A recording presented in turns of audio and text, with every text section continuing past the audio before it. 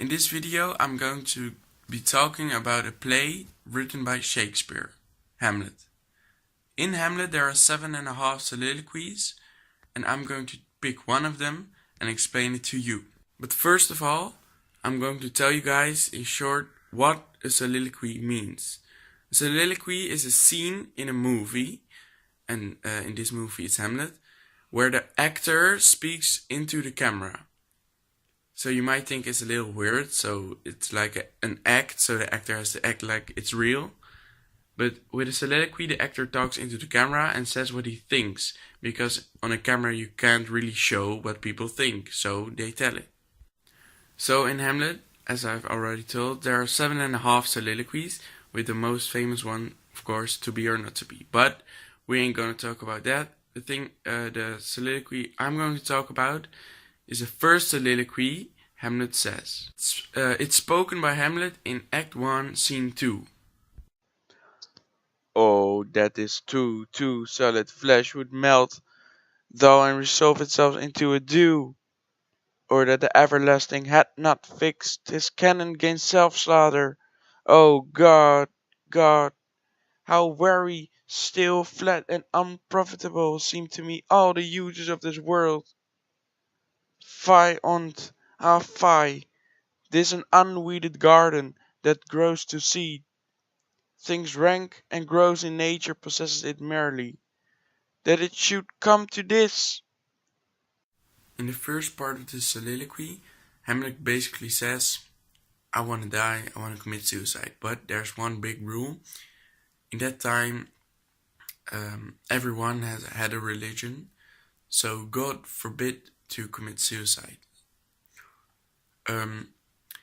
Another thing Hamlet says in this first part of the soliloquy is that he compares the world with a garden where only weed is the only growing plant in the garden, so only the bad things are left in the world. But why? Why does he want to commit suicide? Why is it you want to kill yourself? That becomes clear from the second part of the soliloquy. But 2 months dead, nah, not so much, not 2. So excellent a king, there was to this Hyperion to a satyr, so loving to my mother that he might not beteem the winds of heaven visit her face too roughly.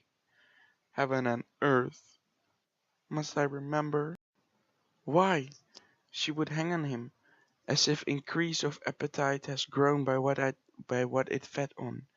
And yet within a month, let me not think on't, freely, thy name is woman, a little month, or ere those shoes were old, with which she followed my poor father's body, like Niobe, all tears, why she, even she, O God, a piece that once discourse of reason, would have mourned longer, married with my uncle, my father's brother, but no more like my father than I to Hercules.